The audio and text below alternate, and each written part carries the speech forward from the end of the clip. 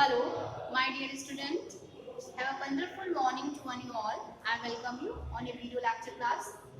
My dear student, in our previous lecture we have completed the third chapter of English literature, and today we will start your language portion. Today we will start your language portion, and the chapter third is the kinds of noun. The third chapter is the kinds of noun because we have already completed the two chapters. We have already completed the two chapters. These were the name of these two chapters were, the first one was the sentences, and the second one was subject and predicate. The first one was the sentence, and the second one was subject and predicate. And the third chapter is the kinds of noun. Third chapter is the kinds of noun. So student, before starting the kinds of the noun that is given on your third chapter, I just want to tell you what is noun. So I think what is noun? Noun is a very familiar word. Noun is a very common word for you. It's a very common word. Everyone knows what is noun. It's not a new word for you. It's not an extraordinary word for you. So student, what is noun? Noun is the name of any person, place or thing. Here I am writing the definition of noun. Definition of noun. Okay, noun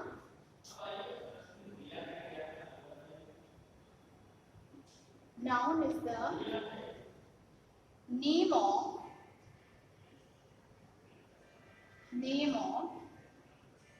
any person, place or thing. Okay, so this is the definition. Noun is the name of any person, place or thing. And you can say if there is a name of any person, if there is a name of any person and name of any place and name of thing. So these words are called noun. These words are counted in the category of noun. We can also say that nouns are naming words. Nouns are naming words. So we can say that whatever the things, whatever the person, which type of the person which are presented over here, these are in the category of noun. Everything can be counted as a noun, but their types is different. Their types are different, but they are in the category of noun. So noun is the name of any person, place or thing, or you can say noun are the naming words. Nouns are the naming words. Okay.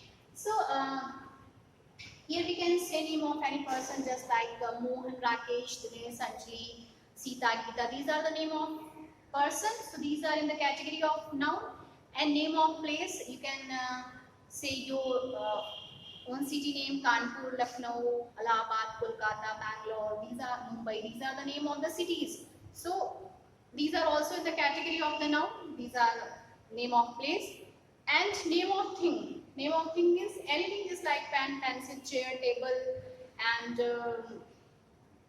duster, and any types of the utensils, anything. Name of anything you can call noun. So student, I think you have got कि किसी भी चीज का कोई जो नाम होता है that is called noun, जिसको हम लोग noun कहते हैं. Now the nouns are classified into 5. Nouns are classified into 5. So these are 5 in number. Okay. So student, the first one is a proper noun.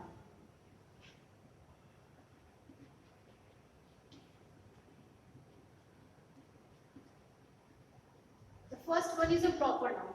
Okay, fine. So what is proper noun? Proper noun is a particular name of any person, place or thing. Proper noun is the particular name of any person, place or thing. That is the proper noun. Okay. And what are the example we can say here? Particular name of person. Particular name of person. Suppose that there is a name of Anjali. Anjali is singing a sweet song. So Anjali is a proper noun because it's a particular name of a girl. Rakesh is doing well towards his studies. So this is the name of particular name of a person. This is the particular name of the person. So this is in the category of noun. This is the proper noun because it's a particular name of a person. Fine. And second one is that if there is a proper name of place, suppose proper name of place, Suppose that you can say India is a name. India is a name of country, and anything you can say.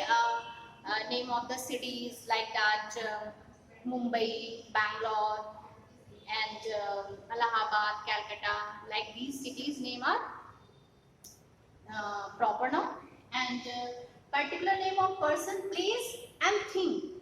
Thing is also particular name. Suppose that there is a pen, and pen name is Rotomac pen.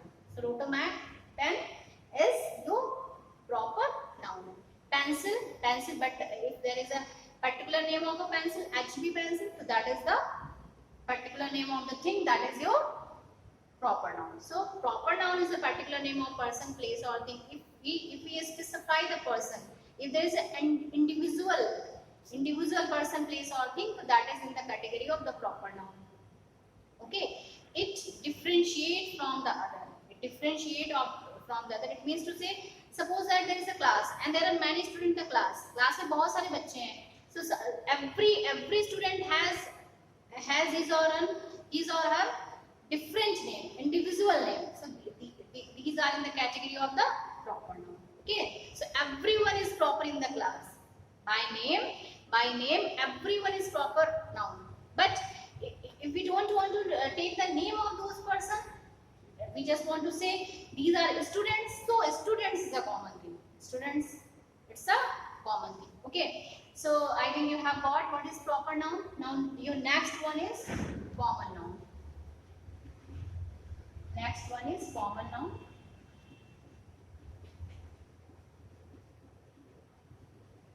Okay. So common noun is a common name of person, place, or thing. Common noun is a common name of person, place, or thing. Common. It's not it's not a something different. It's not something particular. So it's a common. Students common, boys common, girls common, people common, men, women common. These are not the particular thing. Okay. So common noun is a common name of person, place, or thing. These are in the category of the common noun. And city, building, schools, colleges, these are the common noun. Okay, common name of person, place, or thing. And your third one is your collective noun. This one.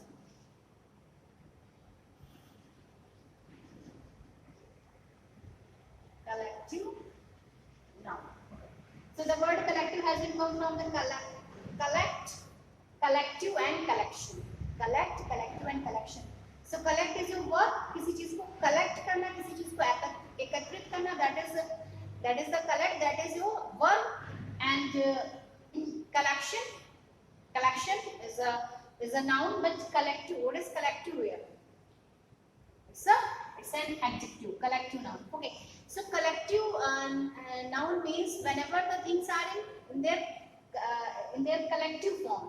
When the things are in collective form, and it describes the groups of something.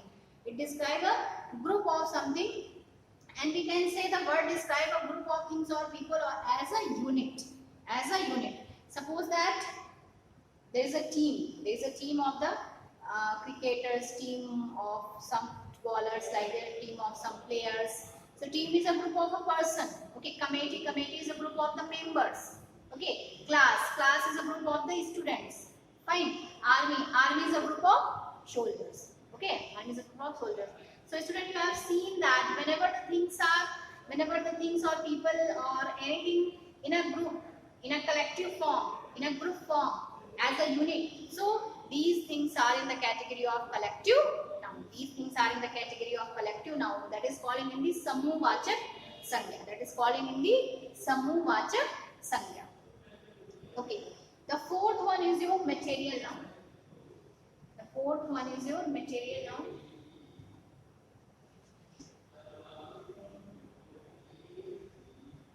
Okay. So material means a phenomenon, a substance that is used to make some another thing. कोई एक तत्व, कोई एक चीज जो use करी जाती है किसी दूसरी चीज को बनाने के लिए. Okay. The name of any material which is used to make other thing is called material noun.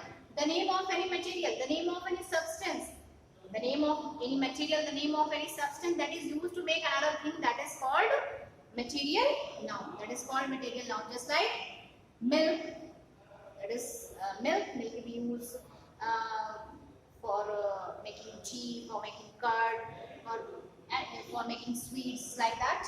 And gold is also used to bring some ornament, make some ornaments. And silver, iron, copper, these are the things that we use to make some another thing. Okay, your last one is your abstract noun. The last one is your abstract noun.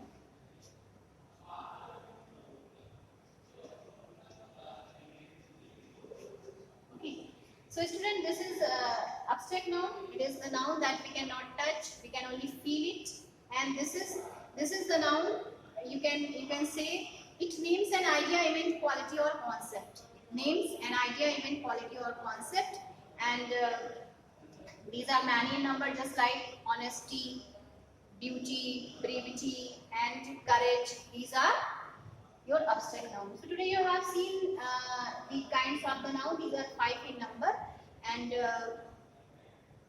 this is also classified into 2, countable and uncountable. So I will continue this session in our next class, and the exercise I will do. Till then, thank you and have a nice day to one and all.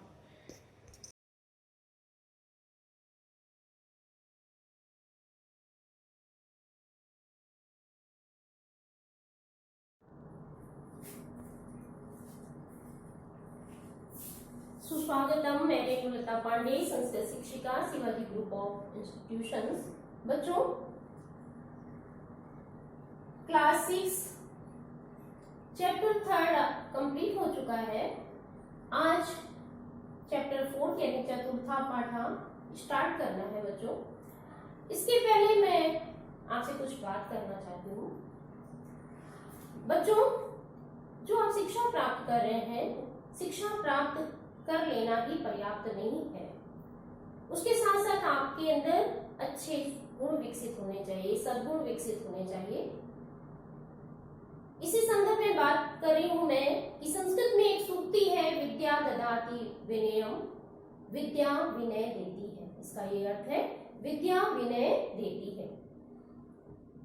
तात्पर्य ये है कि जो विद्या प्राप्त करता है, विद्यावान या विद्वान व्यक्ति है, शिक्षित व्यक्ति है, उसे विनयशील भी होना चाहिए, उसके अंदर विनम्रता भी होनी चाहिए, उसे बातचीत करने का सलीका आना चाहिए।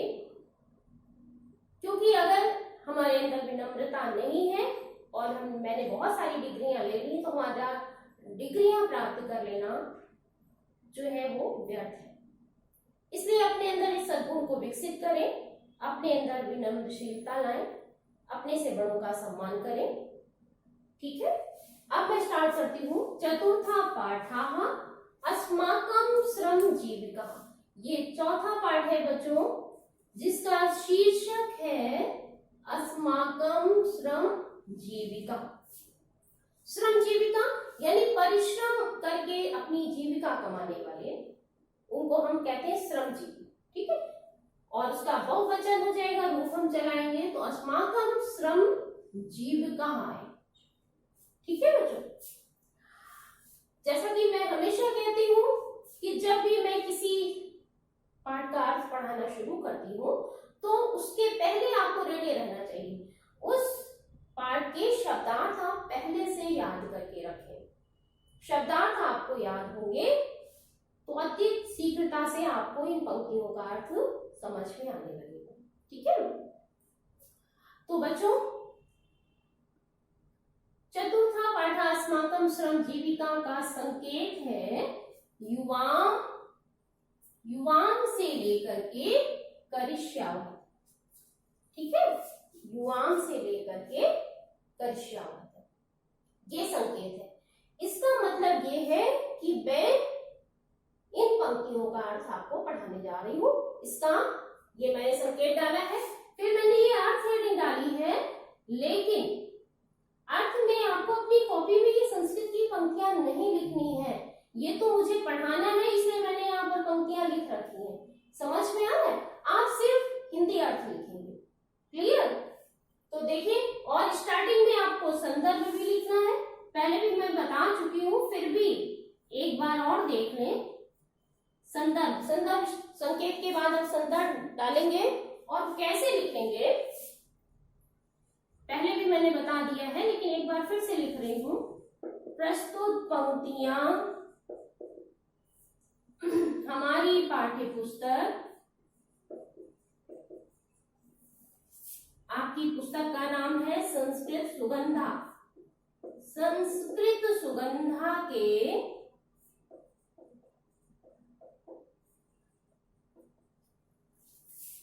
अस्माकं श्रम जीविका,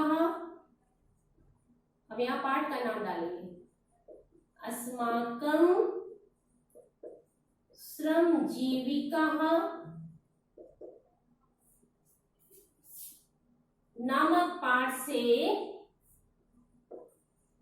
ली गई है।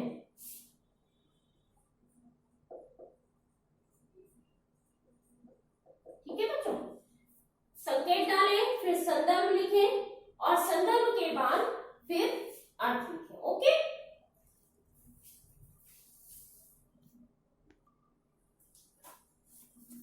हाँ बच्चों, तो आप संदर्भ देख ले कैसे लिखा जाता है संदर्भ, उसके बाद संकेत, फिर संदर्भ, उसके बाद अर्थ लिखें।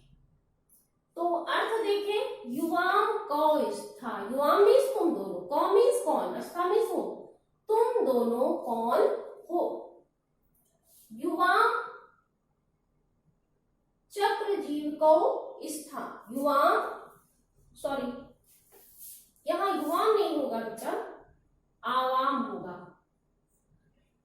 तुम दोनों कौन हो, आवाम मीन्स हम दोनों, हम दोनों चक्रजीवी को, कुम्हार, चक्र चलाने वाले, हम दोनों कुम्हार हैं। किम युवाम पत्र निर्माणम कुरुथा, क्या तुम दोनों बर्तन बनाते हो, ये बर्तन का निर्माण करते हो या बर्तन बनाते हो। आम मीन्स हाँ, आवाम पत्र निर्माणम कुर्वाह, हम दोनों बर्तन का निर्माण करते हैं या हम दोनों बर्तन बनाते हैं। युवा किम मम पणपात्रम निर्माणम करिष्यथा, तुम दोनों क्या मेरे बर्तन का निर्माण करोगे या तुम दोनों मेरे बर्तन बनाओगे। आम मीन्स हाँ, आवाम तव पणपात्रम निर्माणम करिष्यावः, आवाम मीन्स हम दोनों, तो मीन्स तुम्हारे बर्तनों का निर्माण करेंगे। ठीक है, हम दोनों तुम्हारे बर्तनों का निर्माण करेंगे। ठीक है,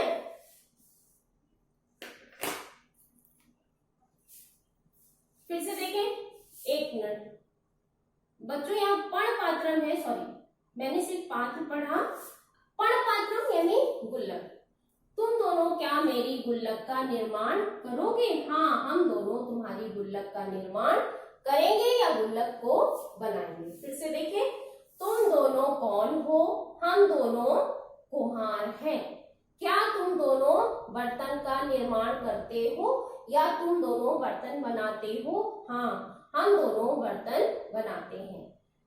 युवाम किम पणपात्रम निर्माणम करिष्यथा, तुम दोनों क्या मेरी गुल्लक का निर्माण करोगे, हाँ हम दोनों तुम्हारी गुल्लक का निर्माण करेंगे या तुम्हारी गुल्लक को बनाएंगे। ठीक है बच्चों, तो ये पहला संकेत था।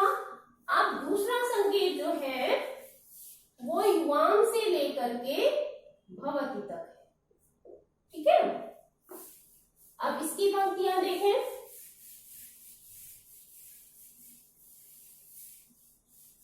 पहला संकेत आपका पूरा हो चुका है, दूसरा संकेत जो मैं बता रही हूं उसका अर्थ लिखना, ये पंक्तियां हैं। युवाम किम चराटौ स्था, युवाम किम चराटौ स्था, नहीं नहीं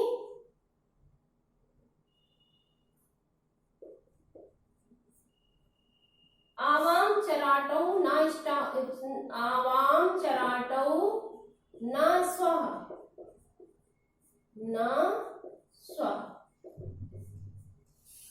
किम युवां न जानीथा, किम युवां न जानीथा।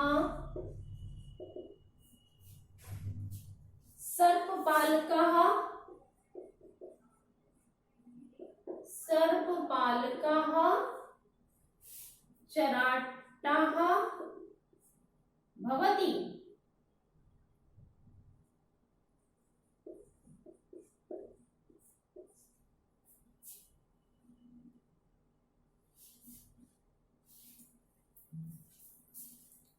हाँ, तो बच्चों चौथे पाठ का ये दूसरा संकेत है युवां डैश डैश भवति, यानी युवां से लेकर के भवति तक का मैं अर्थ पढ़ा रही हूं, ठीक है।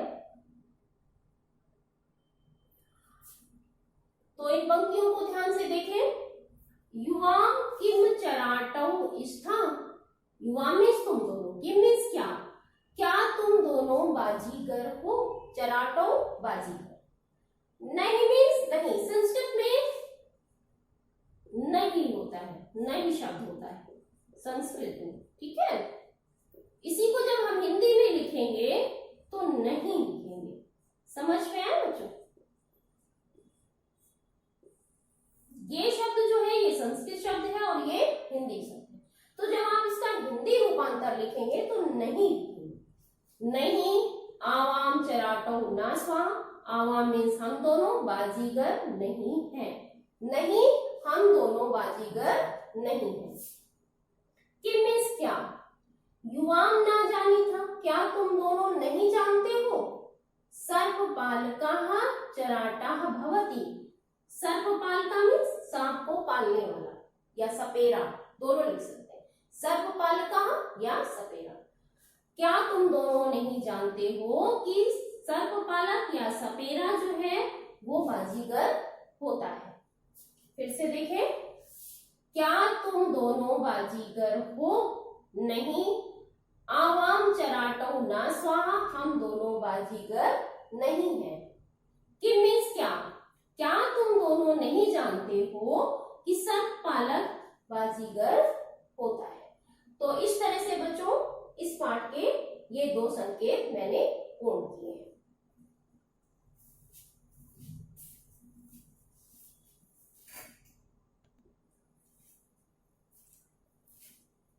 हाँ बच्चों, तो ये दोनों ही संकेत पूरा होने के बाद मैं आपसे कहना चाहती हूँ कि आप अपनी नोटबुक में इसका अर्थ लिखें। तो लेखन कार्य पर विशेष ध्यान दें। लेखन कार्य बहुत ही स्वच्छ और सुंदर होना चाहिए। जब आप एक संकेत को कंप्लीट कर लें तो एक लाइन का या दो लाइन का गैप करने के बाद ही दूसरा संकेत डालें। हेडिंग्स को या हेडलाइंस को आप हाईलाइट करें जिससे वो अलग समझ में आए, और इस तरह से जब आप लिखेंगे तो हर एक पैसेज बिल्कुल अलग क्लियर समझ में आएगा, ठीक है। स्टार्टिंग में आप संकेत डालें, फिर संदर्भ लिखें। संदर्भ सिर्फ एक बार लिखना है, आपको बार बार उस चैप्टर में संदर्भ नहीं लिखना है, बस एक बार लिखें, उसके बाद संकेत डालें और अर्थ लिखें, ठीक है। तो इस तरह से बच्चों ये दो संकेत पूरे हो चुके हैं, इनका आप अर्थ लिखें।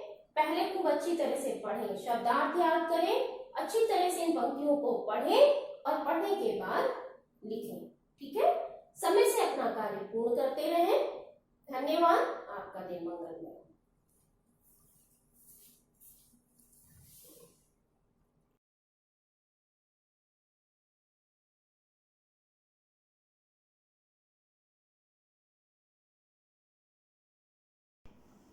Myself Rakesh Kumar, science teacher of Shivaji Group of Institution. Science class में 6th क्लास हिंदी मीडियम के बच्चों का स्वागत है। तो बच्चों, आपने चैप्टर पदार्थ की प्रकृति में आपने पदार्थों की अवस्था को आपने पढ़ लिया था पिछली क्लास में। अब इस क्लास में पदार्थों के गुण के बारे में पढ़ेंगे। पदार्थों के गुणों में सबसे पहला गुण है चमक। हम अपने इर्द गिर्द जितने भी पदार्थों को देखते हैं तो सभी एक जैसे नहीं होते हैं। जैसे अगर हमको इनका कंपैरिजन करना हो तो हम कुछ पदार्थ लेते हैं, जैसे सोना, चांदी, लकड़ी, कांच और लोहा।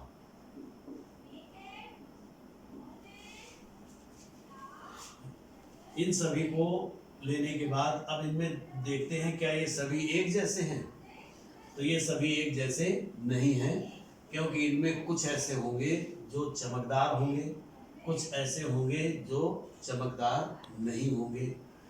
तो अगर हम सोने का कंपैरिजन लकड़ी से करते हैं तो सोने में एक अलग चमक होती है, परंतु लकड़ी में चमक नहीं होती है। इसी प्रकार से चांदी में चमक होती है लेकिन लकड़ी में चमक नहीं होती है।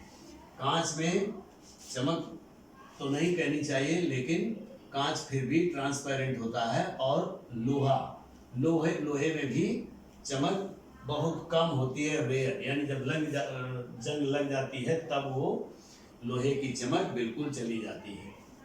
तो इस प्रकार से पदार्थों के गुणों में चमक एक विशिष्ट गुण है। बहुत सारे पदार्थ ऐसे हैं जो चमकीले होते हैं और कुछ पदार्थ ऐसे हैं जो चमकीले नहीं होते हैं। दूसरा गुण है इनका कठोरता।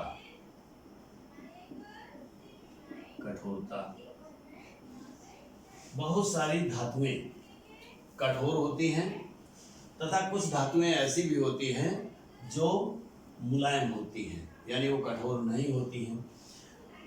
बहुत सारे पदार्थ जैसे रबर है, ये कठोर नहीं होती है। धातुएं तो मोस्टली कठोर होती हैं, लेकिन केवल 2-4 धातुओं को छोड़ करके, जैसे सोडियम हो गया, इनको छोड़ करके बाकी सभी धातुएं लगभग कठोर होती हैं। तो कठोरता भी एक अलग गुण है। इसी प्रकार से अब आगे चलते हैं तो जल में विलेयता।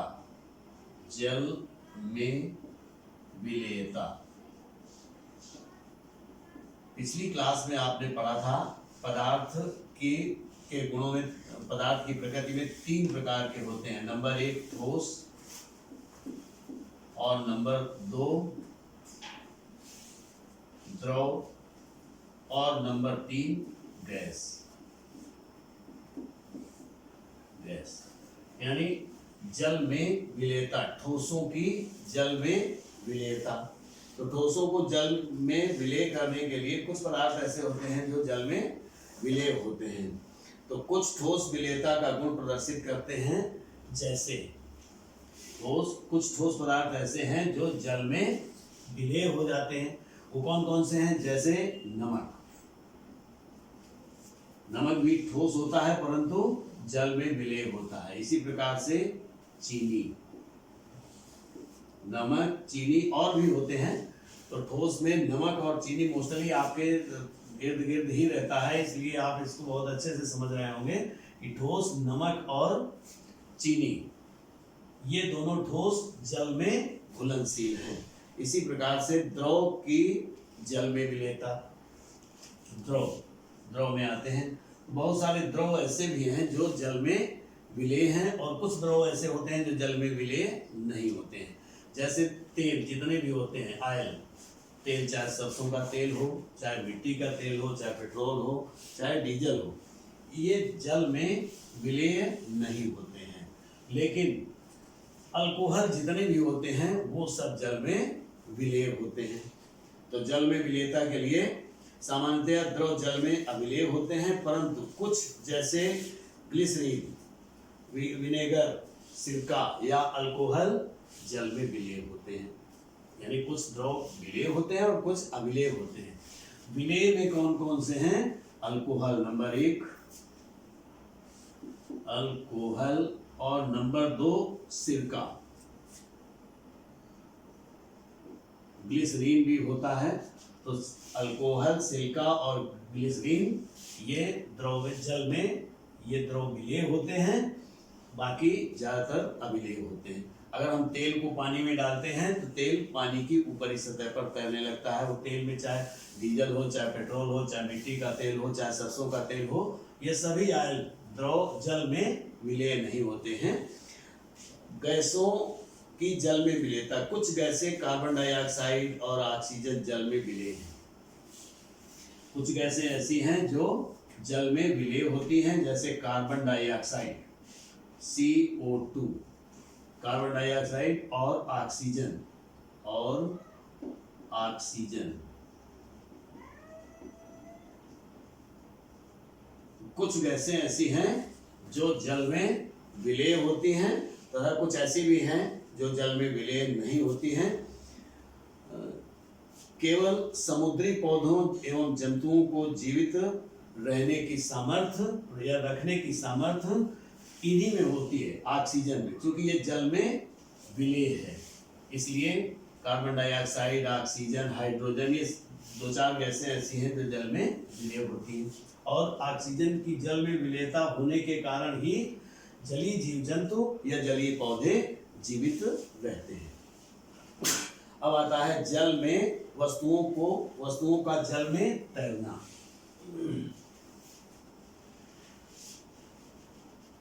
वस्तुओं का जल में तैरना।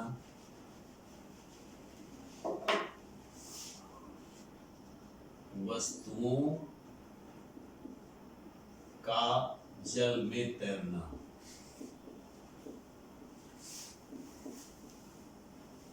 ये चीज देखने के लिए कि कौन सी वस्तुएं जल में तैरती हैं और कौन सी डूब जाती हैं, इसके लिए एक प्रयोग किया जा सकता है। इसके लिए हम 2-3 चीजें ले सकते हैं, जैसे सिक्का नंबर 1 तो लेते हैं सिक्का,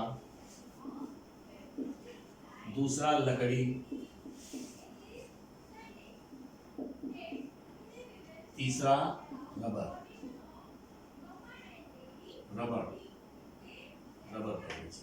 इरेजर जो आप मिटाने का काम करते हैं पेंसिल से। मान लो हमने 3 चीजें ले ली, सिक्का, लकड़ी और रबर। अब इनका अध्ययन करने के लिए एक बीकर लेते हैं, कांच का एक बीकर इस प्रकार से लेते हैं और बीकर में कुछ जल यहाँ तक भर देते हैं, ऐसे। ये क्या है? कांच का बीकर, कांच का बीकर। और ये है जल। जब हम सिक्के को या किसी कॉइन को जब हम इस बीकर में डालते हैं, बीकर के जल में, तो सिक्का नीचे तली में बैठ जाता है और डूब जाता है। यहाँ डूब जाएगा और नीचे तली में बैठ जाता है। इसी प्रकार से अगर हम लकड़ी को डालते हैं तो लकड़ी कुछ डूबते हुए पानी में तैरती है। ये ऊपरी सतह पर कुछ डूब जाएगी और थोड़ा सा पानी के अंदर भी रह करके ऐसे तैरती रहती है। अगर हम रबर को डालते हैं पानी में तो रबर बीच में तैरती है, यानी पानी के अंदर जा करके, और रबर इस तरीके से तैरती है। तो ये तो आपका हो गया सिक्का, या पत्थर का कोई टुकड़ा ले लें अगर सिक्का ना समझ रहे हो तो। और ये है रबर और ये है लकड़ी। तो तीनों की प्रकृति अलग अलग आपको समझ में आ गई होगी। यानी सिक्का जल में डूब जाता है, सिक्का हो या पत्थर हो। रबर जल में डूबते हुए तैरती है और लकड़ी जल की ऊपरी सतह पर आधा डूबते हुए तैरती है। तो इस प्रकार से आप इसमें भी समझ गए होंगे कि इनकी भी प्रकृति भिन्न भिन्न है। अब इसके बाद आता है ऊष्मा का संचरण।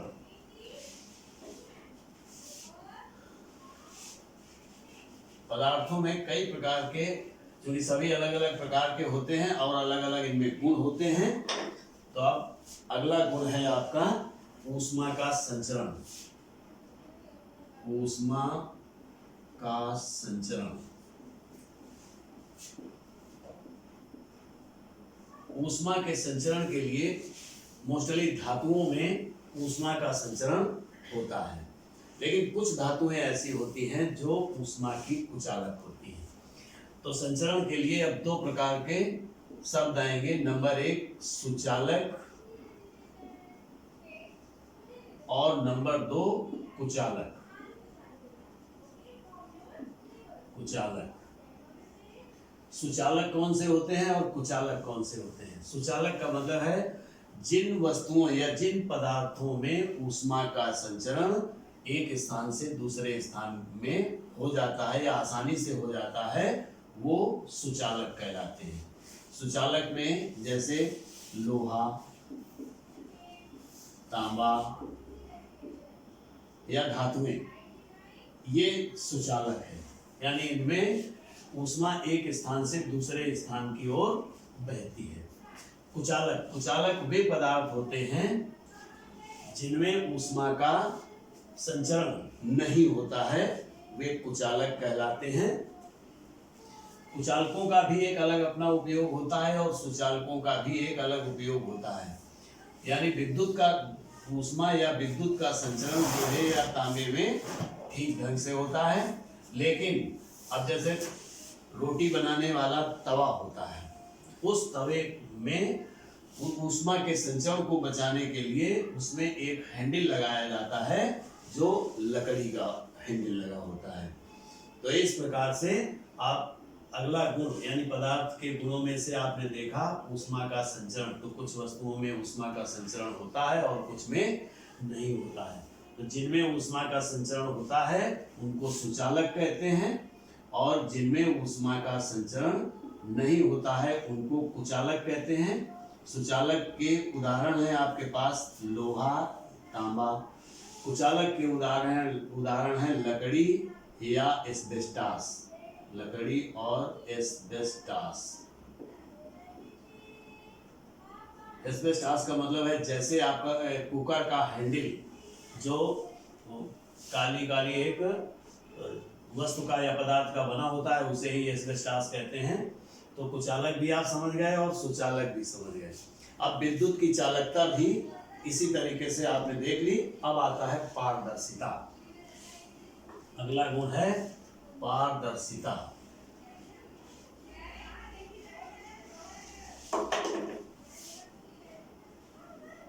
पारदर्शिता, अब पारदर्शिता का क्या मतलब है? पारदर्शिता का मतलब है कुछ वस्तुएं ऐसी होती हैं जिनमें प्रकाश आर पार निकल जाता है, कुछ वस्तुएं ऐसी होती हैं जिनमें प्रकाश आर पार नहीं जा पाता है। तो पारदर्शिता का गुण यानी जिनमें प्रकाश एक आर पार निकल जाता है वो पारदर्शी कहलाती हैं, और जो जिनमें प्रकाश आर पार नहीं जाता है उनको अपारदर्शी कहते हैं। ठीक, तो पारदर्शी में कौन कौन सी होती हैं? पारदर्शी में हो गया जैसे कांच। कांच में प्रकाश आर पार चला जाता है। इसी प्रकार से आपने देखा होगा पेप्सी की बोतल भी है, पेप्सी की बोतल, पेप्सी की बोतल, क्योंकि उसमें भी आपको अंदर पानी या जो भी पेय पदार्थ भरा हुआ है उसकी ऊंचाई आपको दिखाई दे जाती है, इसलिए पेप्सी की बोतल भी पारदर्शी है और कांच भी पारदर्शी है।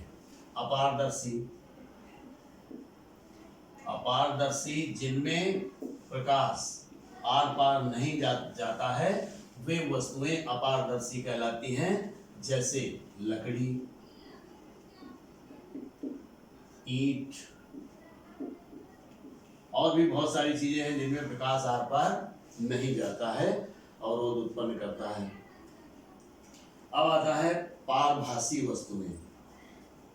आप कागज या कपड़े का एक टुकड़ा लीजिए, फिर उस पर कुछ चिकने पदार्थ की बूंदें डाल दीजिए, जैसे तेल की बूंद या मोमबत्ती को डाल दीजिए।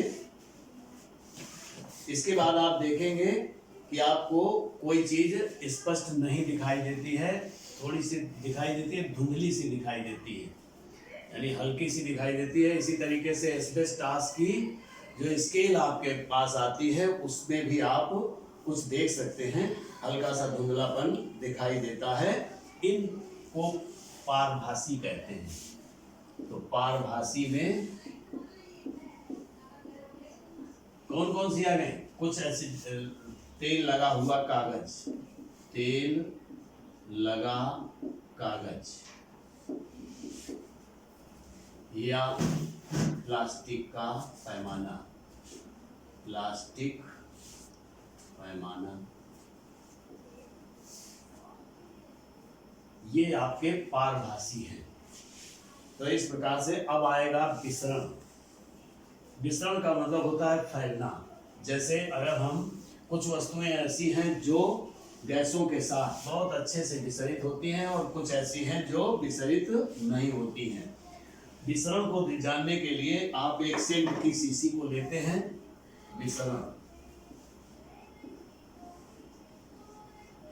विसरण को जानने के लिए आप एक सेंट की शीशी लेकर के अपने कमरे में उसका खिड़की और दरवाजे बंद कर दें और उसके कैप ढक्कन को खोल दें। तो कुछ देर बाद आप देखते हैं कि सेंट की महक आपको पूरे कमरे में आ जाती है पूरे। तो इसका मतलब ये हो गया कि जो सेंट की में शीशी में जो गैस के रूप में बंद था उसको आपने ढक्कन जब ओपन किया तो वो पूरे कमरे के आयतन के में फैल गया। तो वो जो परफ्यूम था या सेंट था वो पूरे कमरे की गैस में विसरित हो गया। तो इस क्रिया को विसरण कहते हैं। और कुछ ही चीजें ऐसी हैं जो विसरित होती हैं, सभी पदार्थ विसरित नहीं होते हैं। तो इस प्रकार से पदार्थ के विशिष्ट गुणों में आपने देख लिया। कौन कौन से देख लिया? पारदर्शिता भी देख लिया, अपारदर्शी, पारभासी, विसरण और विलेयता, ऊष्मा का संचरण।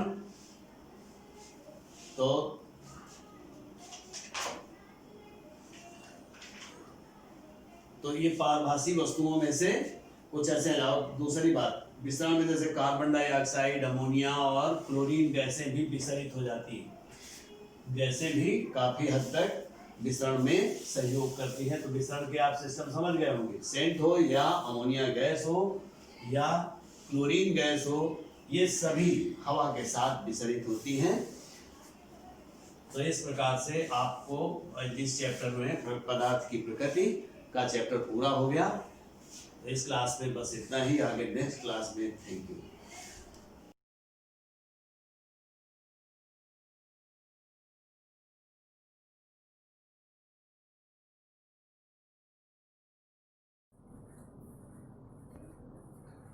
Hello class, welcome to you Shivaji Group of Institutions online classes. Class, मैंने आपको लास्ट वीडियो के माध्यम से चैप्टर फर्स्ट भारतीय समाज के बारे में काफी पॉइंट्स आपसे डिस्कस किए थे। बट आज मैं फिर भारतीय समाज के बारे में आपसे कई इन पॉइंट्स को दोबारा से डिस्कस करूंगी। इससे पहले मैं आपको बता दूं कि ये क्लास आपकी एसएसटी की क्लास है। मैंने एसएसटी की क्लास है जिसमें मैं आपको आज सिविक्स का पहला चैप्टर पढ़ाने जा रही हूँ। इससे पहले स्टूडेंट्स हम बात करते हैं कुछ मोटिवेशनल थॉट्स की, जिसमें आप सभी जानते हैं कि कठिन परिश्रम सफलता की कुंजी है। माने कठिन परिश्रम से ही व्यक्ति सफल हो सकता है। यानी कठिन परिश्रम करने वाले ही जीवन में लक्ष्य प्राप्त कर सकते हैं। कुछ विद्वान भी इस लाइन से सहमत हैं कि भगवान उसी की सहायता करता है जो कठिन परिश्रम करते हैं। कठिन परिश्रम करने वाले ही जीवन में सफल होते हैं। तो स्टूडेंट्स, आप भी कठिन परिश्रम करें और अपने लक्ष्य को प्राप्त करें, क्योंकि कठिन परिश्रम करने से आप जीवन का वो लक्ष्य प्राप्त कर सकते हो जो आप पाना चाहते हो। चलिए आगे हम डिस्कस करते हैं आज के चैप्टर के बारे में। आज का हमारा जो चैप्टर है वो क्या है? भारतीय समाज। तो भारतीय समाज में के बारे में आज हम पढ़ेंगे। जिससे पहले हमें ये पता हो, हम सभी भारत में रहते हैं, या हमारे देश का नाम भारत है, हम सभी भारतीय हैं और हम सभी भारत में रहते हैं, भारतीय हैं, इसलिए हमें भारतीय समाज के बारे में जानकारी होनी चाहिए। तो भारतीय समाज, भारत एक कैसा है, विशाल देश है, माने भारत एक विशाल देश है। भारत की जनसंख्या 1 अरब से भी ज्यादा है, माने यहाँ की जो जनसंख्या है वो विश्व में सबसे ज्यादा अधिक जनसंख्या किस देश की है, चीन की। तो विश्व में सबसे पहला स्थान जनसंख्या के मामले में चीन का है और दूसरे नंबर पर विश्व में जनसंख्या के मामले में भारत का ही नंबर आता है। तो विश्व में इसकी जनसंख्या, इसकी मतलब भारत की, यानी भारत की जनसंख्या 1 अरब से भी ज्यादा है। यहाँ अनेक धर्म, माने भारत में अनेक अलग अलग धर्म के लोग, माने भारत में अनेक धर्म, अनेक यानी विभिन्न भाषाएं तथा अलग अलग विचारधाराओं, माने अलग अलग विचारधाराओं के लोग रहते हैं। माने यहाँ लोगों के जब धर्म अलग है, उनकी भाषाएं अलग है, माने यहाँ क्या है, भारत एक कैसा है, विशाल देश है। यहाँ की जनसंख्या 1 अरब से भी ज्यादा है। यहाँ अनेक धर्म हैं, विभिन्न भाषाएं हैं, विभिन्न विचारधाराओं के लोग रहते हैं। इट मीन्स जब हमारे धर्म अलग अलग है, हमारी भाषाएं अलग अलग है, तो हमारी विचारधाराएं भी अलग अलग होगी। अंडरस्टैंड? तो स्टूडेंट्स, मुझे आशा है कि आपको इतना समझ आ गया होगा कि हम सभी भारत में रहते हैं, इसलिए हम सभी भारतीय हैं। भारत एक विशाल देश है। यहाँ की जनसंख्या 1 अरब से भी ज्यादा है, जो पूरे विश्व में दूसरे नंबर पर है। तथा यहाँ अलग अलग धर्म, यानी यहाँ अलग अलग धर्म के लोग, अलग अलग भाषाओं के लोग रहते हैं। यहाँ अलग अलग धर्म और भाषाओं के लोग रहने के कारण यहाँ की विचारधाराएं भी अलग अलग है। अब हम बात करते हैं एक अनुमान लगाया गया, मैंने आपको बताया ना, यहाँ क्या है, अलग अलग धर्म के लोग रहते हैं, अलग अलग जाति के लोग रहते हैं, अलग अलग भाषाएं हैं। तो यहाँ एक अनुमान के आधार पर यह पता चला कि भारत में 4635 जनजातियां पाई जाती हैं। कितनी? 4635। माने भारत में अनुमान के आधार पर यह पता चला है कि भारत में 4635 जनजातियां पाई जाती हैं। इसमें से जो जनजातियां हैं वो कितनी है? 751, माने 751 अनुसूचित जातियां हैं, माने 751 अनुसूचित जातियां हैं तथा 461 यानी 461 यानी 461 अनुसूचित जनजातियां भी शामिल हैं। तो नाउ स्टूडेंट्स, मैंने हमें अनुमान के आधार पर पता चलता है, मैंने कुछ भी कंफर्म नहीं, अनुमान लगाया जाता है कि भारत में 4635 जनजातियां पाई जाती हैं तथा 5751 अनुसूचित जातियां तथा 461 अनुसूचित जनजातियां पाई जाती हैं। आगे हम बात करते हैं कि भारत में क्या है, अलग जाति के लोग, धर्म के लोग, भाषा बोलने वाले तथा संस्कृतियों में भी विविधता पाई जाती है।